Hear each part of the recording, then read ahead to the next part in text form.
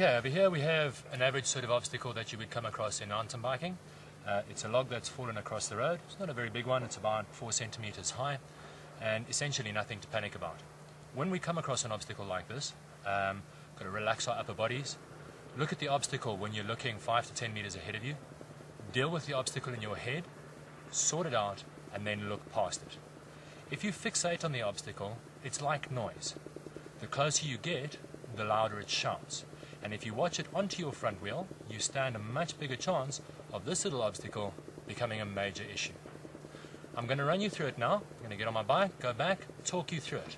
I'll tell you when I see the obstacle, I'll tell you when I've dealt with it in my head, and I'll tell you when I've looked past it, because that way you know that I've now dealt with it in my head, going to get over it nice and safely, and ride on.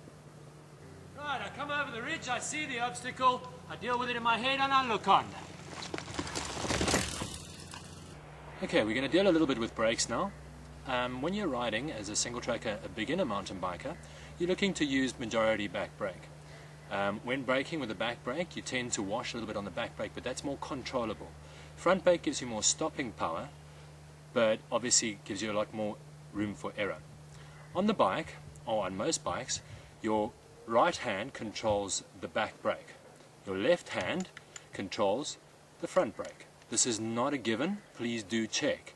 Make sure that you know which brake is controlling which, so that when you're doing a piece of single track, that you know exactly which brakes to brake with.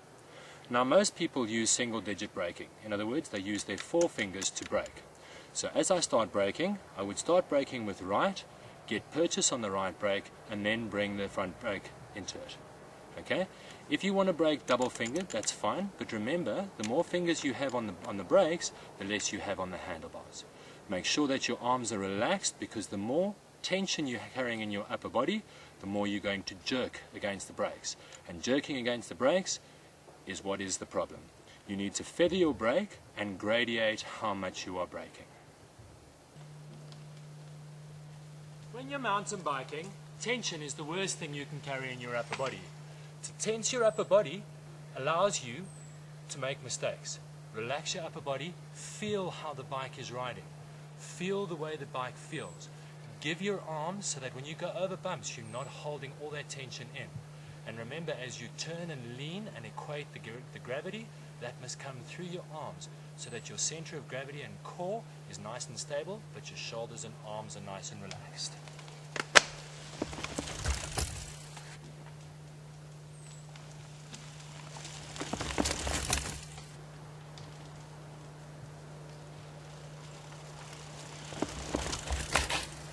In the last 2 run-throughs, you saw 2 differences, one tensed and one relaxed. As you could see how the bike responded. When I was relaxed, the bike was moving, but my head was staying more stationary. I was allowing the bike to flow. When I was tensed, the bike was moving me as I went through it, and I wasn't able to get my line of vision, and any feeling from the bike was lost. In the clip that we're showing you now, we're riding a piece of single track in England called Summer Lightning. It's just beautiful flowing single track. The guy that we're riding with, or the guy that I'm filming, is a guy called Ian. His nickname was Nutter.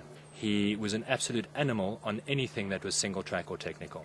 The funny part about this is that in a completely untechnical section of the single track, he could absolutely not decide which direction to go.